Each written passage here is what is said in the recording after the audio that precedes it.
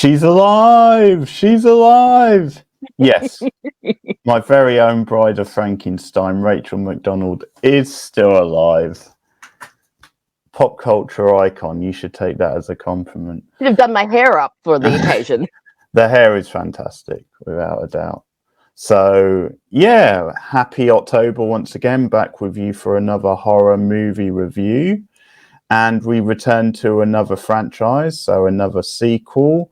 And this is a franchise we started last October, I think. So we did the original Universal Frankenstein then. So today we're going to talk about the sequel, the first sequel, which is Bride of Frankenstein from 1935. So James Whale returns as director and Boris Karloff also returns as the monster. This one picks up the same night as the previous film ended. So the monster's still alive, still sort of on the loose roaming. So you get into like some of the mass exterior stuff with the locals pursuing him. You also get a little bit more into the humanity of the monster and like interacting with like society and things like that. That's one difference, I think, from the first film. It does get more into that stuff. I know some people say this sequel is a bit closer to what they do in like the novel, to do with the bride, which is you obviously have this professor who comes in quite early in the movie and he eventually decides it might be a good idea to create a bride for Frankenstein as a way to kind of simmer him down, almost like someone for him to interact with. That's kind of his answer to the solution. And spoiler, it doesn't go too well. But yeah, that's the basic setup for Bride of Frankenstein. So Rachel, was this a first time watch for you? When we watched that, this is the first time I saw it. I think I've spoken about this before, but I actually haven't seen a lot of older Hollywood films. And so I kind of actually enjoy watching some of the older ones when we do these. So yes, this was my first time watch. I did like this. I didn't like it as much as the original, though. I think that there were some issues with this one, but I'll start with what I did like with this one. Once again, I think the direction was really good. You know, I think that James Whale, he gets good performances out of his actors. I really, really liked the set design for this one. Some of the interior house scenes and some of the scenes in like the labs and stuff, they had these beautiful like arched, ceilings that created a lot of contrast, a lot of shadow. We got a couple of shots of like spooky gothic looking mansion, which I absolutely love. And I thought that was really interesting. There was also this one particular character that I absolutely adored because she was so hysterical. And that was like the maid, her. The old hag, yeah. Oh, she was fantastic from the beginning when she's like, the monster's not dead. Make sure he's dead. She was fantastic, man. She gave me such good value the whole movie. She was so entertaining. And I did like some of the scenes that humanized the monster a little bit. And we'll get into this as we talk a little bit more about the story. But obviously the scene with the blind man and so on, which actually reminded me a little bit of a scene from Kenneth Branagh's version of Frankenstein. They have a similar scene in that. So I did enjoy all of that. Where I think this movie fell down a little bit is it didn't feel as horror as the original one, and there were some comedic beats that felt a little bit odd and kind of felt like they clashed a bit with the tone. And then there was a sequence that almost seemed to run into like witchcraft, which I think even like Frankenstein himself says when the other doctor brings out those tiny little humanoids that he's made. That's such a random scene. Yeah, it was such a random scene and it was really odd and it felt like it belonged in a different type of movie. So yeah, I didn't love that. Plus, I gotta say, for a movie called Bride of Frankenstein, it kind of sucks that we only see her for 5 minutes, especially because the woman who played her, I thought did a really good job at making her look very inhuman and the way she would like move her head and her eyes and stuff like that. And I thought that she gave a very different vibe to the original monster, which I liked, so it showed that like wasn't just a carbon copy and that, when you experiment with different humans, it's going to produce different results. But yeah, there was a little bit of a tonal inconsistency for me, I think. Some of the scenes were a little bit comedic. And like I said, it took me out of the movie a little bit. But overall, I thought it was enjoyable, but not as enjoyable as the first. What about you? Was this the first time watching for you? No, I've seen this a few times now. And I actually did it. It was either last year or a couple of years ago, but I did it on another channel. I did it with Oh, Horror okay. Movie Tea one October, and Jess from that channel actually had a similar complaint about The Bride. You know, like her not getting a lot of screen time, and I think it might just be that thing of like at the time it was maybe just having the bride in there is a little bit of a twist for the time, and a little bit more of a feminist thing, but like it's could have done with a bit more, because I guess if you look at the story, there's no reason why they couldn't have. They probably wanted to give her a bigger build up. Maybe that's why she didn't get much screen time, and it's quite a short movie as well, so there's that. But yeah, it would have been nice if we could have got a bit more of her, but I did like the way they built up to her and all the stakes in it, and the actual moment itself is like really iconic and everything else. And yeah, great design, as we've already hinted at, you know, for back then. Agree with you, then probably the horror stuff isn't as strong, and I think that's because they did want to lean a bit more into like the humanity of it and looking at that stuff. But yeah, I don't know. I think it's really strong because I do like what they do with that stuff, and there's a couple of things in the movie as well which were really ahead of its time. And I'm thinking about how it opens, because it opens with. I meant to mention that I did like the opening. Yeah, with actually like Mary Shelley and Lord Percy, and there's another like literary character in that scene, but it opens with them almost doing an intro, like an address to the audience, and a little bit of a recap of the previous movie, which I thought that was a clever way to do a recap of the first movie without it feeling in your face. Yeah, so something like that was very unique for the time, and like definitely was a different way to reintroduce you, and but just a nice touch. And it was like the author of the original novel who did it, so just playful little touches like that. I think also just this idea of it being set on the same night, I did like, or picking up the same night, because that's something which horror movies later on did sort of more often, because Halloween 2 did that, and there's other examples, but it's to do it back then was pretty ahead of its time, and it's just quite a natural way to flow into this stuff. And I think you've got a couple of really great performances. Boris Karloff is again really great, and like the physicality of him, which was same in the original, but in a way this time he gets a little bit more to do when it comes to the character, outside of just being like intimidating and like a bit of a monster. I thought the actor who played the scientist was very good. He was really charismatic, had a lot of personality, and yeah, the old woman, like the maid, was pretty hilarious. Yeah, it's so funny, like the scene when they capture the monster and they've got him like chained up, and she keeps like nosing into that stuff, and it's funny how like she tells them to mind their own business when she's the one sticking her nose into. She's so great. Yeah. No, she really stood out, like, and was a great recurring role. I think some of the smaller parts weren't as strong, and I didn't really care that much about like the romance with like Frankenstein and Elizabeth. Yeah, I agree. That kind of fell flat a little bit. Yeah, that just felt like a subplot, and it didn't really feel like that interesting to me, just watching the movie. And felt to me kind of like they had that, which I think it is in the novel, because again, it is in the Kenneth Branagh adaptation as well, the Elizabeth Frankenstein relationship. But I feel like for this one, they just needed to make sure that we saw that Elizabeth was there so that it could reach that climax that we get, you know, when we talk about the climax. But it feels like, yeah, they just had her there so that they could get that particular plot point. It didn't feel like she was like a real fleshed out full character. And her and Frankenstein's relationship was, yeah, it wasn't great.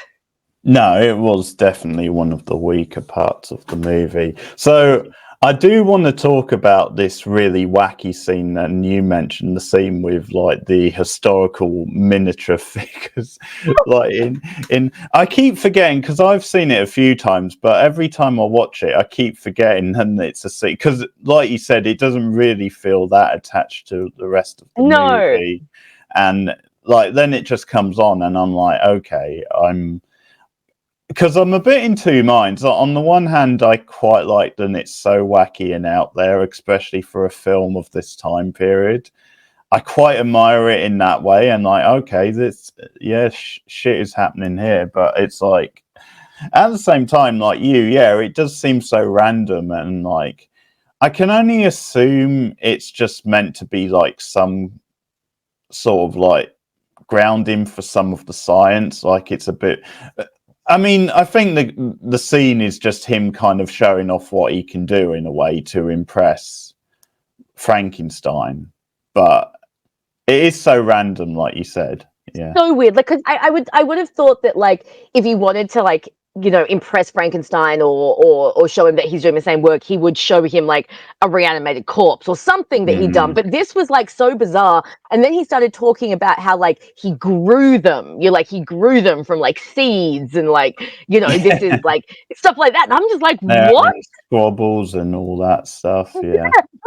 They're all like they're trying to like escape like their little things, and he's like picking Henry the Eighth up and like putting him back in like his little glass thing, and it was just, yeah, I'm not quite sure. Like you said, maybe he was trying to show off. Maybe he was trying to be like, look at what I have done, where you have only reanimated life, I have created life. But I don't know if maybe it was put in there to show that they had the technology to do it, or maybe they just wanted to add a little bit extra. I have no idea whether or not this is from the book because I haven't read the novel, but I wouldn't think Yeah. so.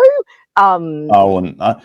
I've read some of the novel. I don't want to say I've got a hot take but it's just that I did struggle with it, and I think it's just because there's so much science talk, and it just really makes it drag for me. So I will go back and read it because obviously everyone says it's like a classic, and so maybe I need to give it another try. But I did find it a bit too wordy with some of the science. Some older books, they can be very hard to get through, especially some of the prose and some of the older language. I totally get it. That's why sometimes people will be like, "Oh, you haven't read this classic," and I'm like, "Have you tried to read that classic? Because like it's not easy." So go to the circus or something, like that was the type of feel I was getting from these little people. I wasn't getting a science feel. I was getting like a magical feel, and that's not the type of movie we were watching. These movies, I think, up to a point you suspend your disbelief because if you pick apart like the basic science of it, that probably wouldn't stand up neither, like most of it. But like it's the premise of the movie, and you just go with it really. And in the case of this movie, I think the stuff is so well done, then I don't really care because I feel the stakes because as I said, like the professor guy is very charismatic. He makes it really entertaining, and it just amps up in a very nice way. And I think because it's quite a short movie as well, like that stuff doesn't feel. But yeah, when you have this other stuff which maybe is going a little too far into like other areas, and with that stuff, like the science of it is like probably even more questionable. But like you said, magic, fantasy are like different genres really to science fiction and horror. So I think you're right. I think I sort of have a soft spot for the scene just because again it feels so wacky, and I kind of like that from a film this old. But it's like, yeah, I'm never sure how to feel about it, but I can definitely see. I do agree with you. Like it definitely feels out of place, really, in the movie. So let's talk about some of the stuff with the monster, though, with him in the society stuff, because I really like pretty much all of that. And I did too. I mean, the stuff with the old man, with the religious blind man, I just find that so touching. It's a shame we didn't get a bit more of it because I remember it being a bit longer, but it actually wasn't that long. And again, that might just be a length of the movie stuff. But the scenes we got, I thought were like just really moving, and They were. I liked the actor who played the blind man. I thought he was really good. And it was just so nice, this juxtaposition, because obviously up until that point, we'd only seen people treat the monster cruelly. You know, Frankenstein abandoned him and then the mob has been chasing him. So to see someone actually touch him and say, oh, you're hurt, my friend, come inside, come rest, you know, you must rest, you must eat, things like that. I just thought that was really, it was just really beautiful to see someone treat the monster like a human. And of course, you know, it's that whole thing of when you can't see, you can look past your own prejudices of appearances and what we think is scary and what we think is other and abnormal. And like I said, it reminded me very much, I'm guessing Kenneth Branagh kind of took inspiration, but it reminded me very, very much of a scene that is in the Kenneth Branagh version, where the monster, I think, befriends, again, yeah, I think it's a blind man, and then he's run out by the blind man's family. And it's a really heartbreaking scene because he's finally made his first friend. One of the bits of like little comedy that I did think worked was when the old man was trying to, you know, give him the drinks and then give him the pipe, you know, and then be like, you know, smoke good, drink good, food good. You know, I thought that was really cute. And the monster, you know, and I also like that they kind of incorporated his fear of fire, you know, like when he tried to like light the smoke and the monster was recoiling. It showed that, you know, he's still got his trauma, you know, he's carrying his trauma. But no, that scene was really good. I forget, have you seen the Kenneth Branagh version?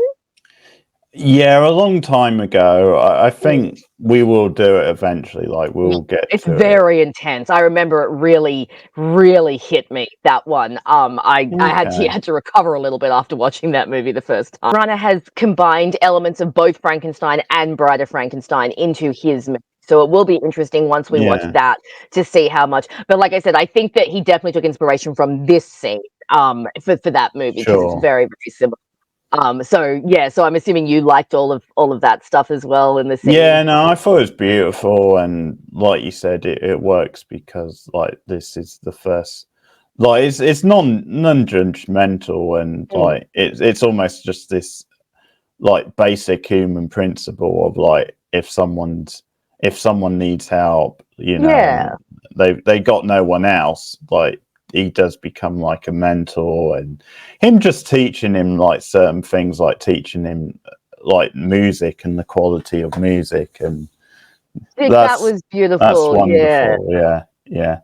So it's very moving, and I think that's what I like about this film is it does get into, even more than the first movie, it does get into that stuff a little more, and we get to see the monster as more of a human because, or more sympathetic. Certainly, the very end of the movie as well is a fitting choice. Then he sort of chooses to sacrifice himself, and like I'm not, because maybe another little nitpick is then I'm not quite buying Frankenstein, the creator, as like as sympathetic as maybe the end of the movie tries to play.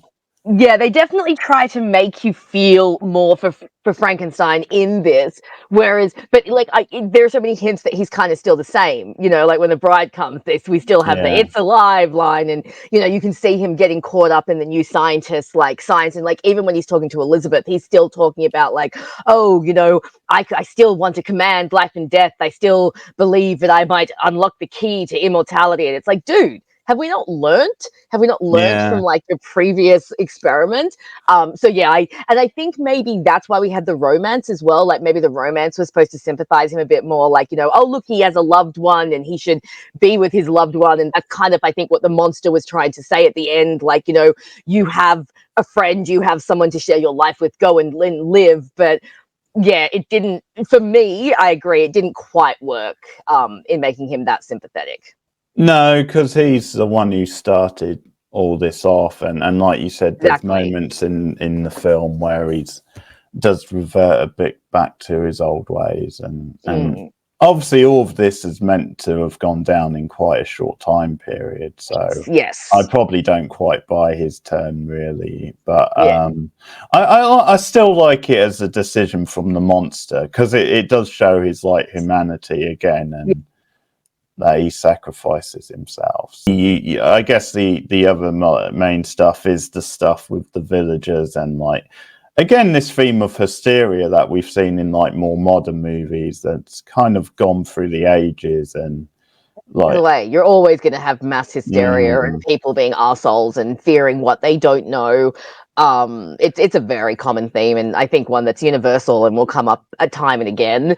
But you know, we're always ready to grab our pitchforks and run after someone that we think is different to us. So yeah, definitely a good, nice continuation showing that, you know, the villagers are still out for blood and still fearing what they don't know and all of that. yeah, and there's some fun, you know, sort of chasing around and things like that, and sort of waving their arms in the air, which is pretty funny. It's fun to be an actor on that set. Yeah, without doubt. But yeah, I think that's pretty much the movie. I think we've covered most of the main stuff. So that's Bride of Frankenstein. One thing I'll mention, that because I forgot to say this, but there's a remake of this coming up, which is going to be directed by Maggie Gyllenhaal, and it's just called Bride. And I'm guessing because it's Maggie Gyllenhaal, it'll probably give more time to the actual bride this time. So I think that'll be one I would imagine so. things they change up with it being a more modern movie. But yeah, I'm interested because Good cast. I saw Christian Bale, Jake Gyllenhaal, Peter Skarsgård. Well, obviously Peter Skarsgård's her husband. Yes, Annette indeed. Bening, Penelope Cruz. Oh yeah, well that's one hell of a cast. That is one, yeah.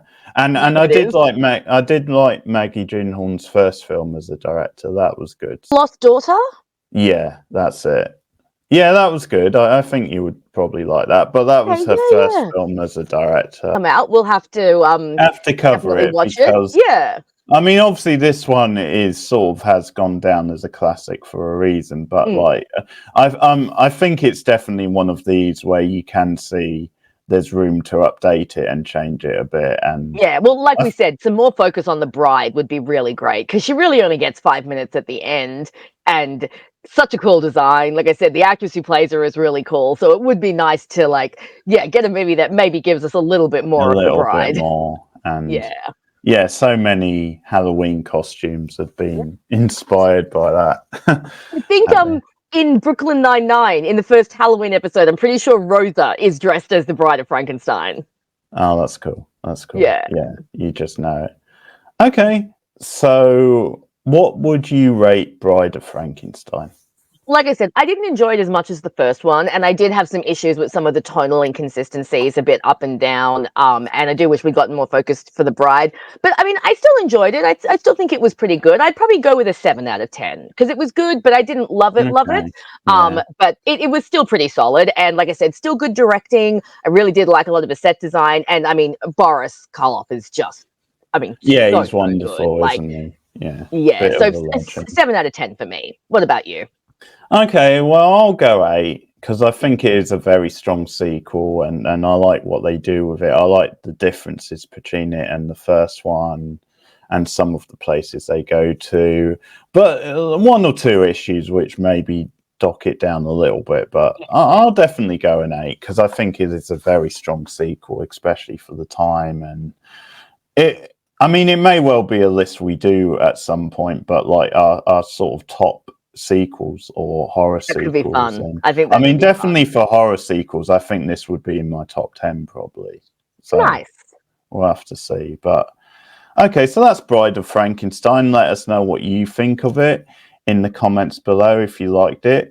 Well, what naturally follows on from Bride of Frankenstein is Son of Frankenstein, and that's that's the next sequel. So that's the next sequel. So that's the next one that we'll watch. Okay. Yeah, probably in a couple of months or something. So look out for that. And let us know what you think of this one. Also, let us know what you've been watching this Halloween, this October, the spooky season. Look out for more content from us. You can support me on patreon.com/boardnow. That's just for $1 a month. And I do have quite a lot planned on Patreon for this season, and so some exclusive. And actually, me and Rachel are planning a special commentary of a horror-themed Dawson's Creek episode. So that's something we've got planned for this month. And that's exclusive to Patreon, only on $1 to unlock that. So that's something to entice you. And I've got one or two other plans for commentaries and reviews over on Patreon this spooky season. You can also give me a super chat, support the channel monetarily, or I've got a PayPal account. And Rachel, if you want to promote your channel. You can follow me, Rachel McDonald, video essays on TV shows and movies. Maybe I'm hoping to have something up for October, but you never know with me. I'm a little sporadic. But Tumblr and Instagram are both linked through my YouTube. So come and follow me everywhere. Okay, thanks, guys and gals. We'll see you again. We're here all October. See you again, guys, soon. Bye.